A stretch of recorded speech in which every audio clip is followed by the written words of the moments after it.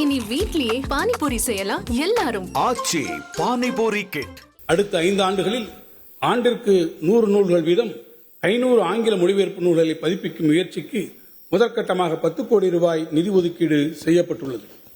நாள்தோறும் மாறிக்கொண்டிருக்கும் இந்த தொழில்நுட்ப யுகத்தில் மருத்துவம், பொறியியல் உள்ளிட்ட உயர்நுட்ப நூல்களை துறை வல்லுநர்களின் வழிகாட்டுதலுடன் இயந்திர மொழியாக்க மெஷின் டிரான்ஸ்லேஷன் தொழில்நுட்பத்தின் துணையுடன் தமிழ் மொழியில் உடனுக்குடன் பதிப்பாக்கம் செய்திட 2 கோடி ரூபாய் நிதி ஒதுக்கப்படும்.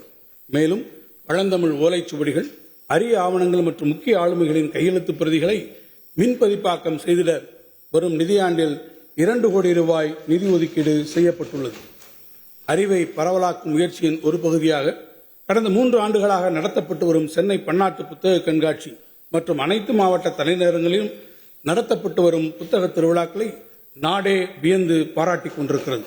இதன் அடுத்த கட்ட நகர்வாக தமிழர்கள் அதிகம் வசிக்கும் புதுதில்லி, மும்பை, பெங்களூரு, கொல்கத்தா, திருவனந்தபுரம் போன்ற பிற இந்திய பெருநகரங்கள் மட்டுமின்றி வெளிநாடுகளிலும், குறிப்பாக சிங்கப்பூர், கோலாலம்பூர் மற்றும் துபாய் ஆகிய நகரங்களிலும் தமிழ் புத்தக கண்காட்சிகள் இந்த ஆண்டு முதல் நடத்தப்படும். இதற்கென 2 கோடி ரூபாய் ஒதுக்கீடு செய்யப்பட்டுள்ளது.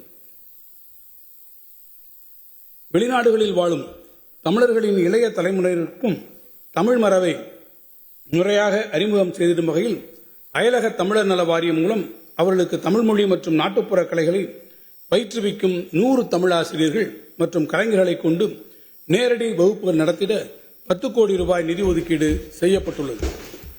தமிழ் செம்மொழியின் பெருமையினையும் தமிழ் பண்பாட்டின் சிறப்பினையும் உலகத்தமிழ் இளைஞர்களிடையே பரவிடச் செய்திடும் நோக்கத்தில் தமிழ்நாடு மட்டுமின்றி இதர இந்திய நகரங்களில் உள்ள பள்ளிகள் மற்றும் உலகத்தமிழ் மையங்களில் பயின்றிடும் மாணவர்களும் பங்கேற்கும் வகையில் கணினி வழி தேர்வு முறையில் உலகத்தமிழ் ஒலிம்பியாட் போட்டி இனி ஆண்டுதோறும் நடத்தப்படும்.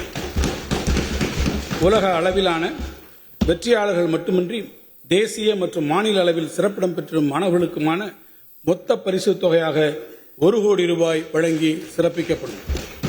இந்திய திருநாடு பன்மொழிகளின் சங்கமம் என்பதை கருத்தில் கொண்டு உலகின் மிக மூத்த தனிச் செம்மொழிகளில் ஒன்றான தமிழ் மொழியின் தொன்மை மற்றும் தொடர்ச்சியினை இளைய தலைமுறையினரும் அறிந்து கொள்ளும் வகையில் அகரம் மொழிகளின் அருங்காட்சியகம் மதுரை உலக தமிழ்ச்சங்க வளாகத்தில் அமைக்கப்படும்.